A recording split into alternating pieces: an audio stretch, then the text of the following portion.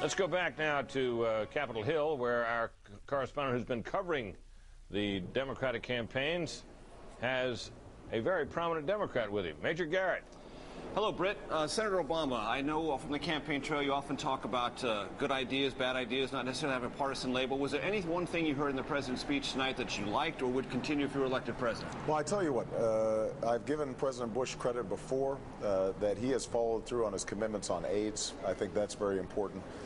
We are terrific ambassadors for our country when we follow through on those kinds of commitments, and he's done a good job on that. I was pleased to see the need to move forward on veterans benefits. We have an outdated package, and we've got to treat our veterans much more effectively. But other than that, I think the economic plans were warmed over, cut and paste from the past, and there's a big gap between what I'm hearing from the American people as I travel around the country and what the president was delivering in this speech. Would you continue the earmark executive order if you were elected president? You know what, I have been a strong proponent of not only having transparency and accountability in earmarks, but moving forward on a process where it actually goes through the appropriations process, it's voted on.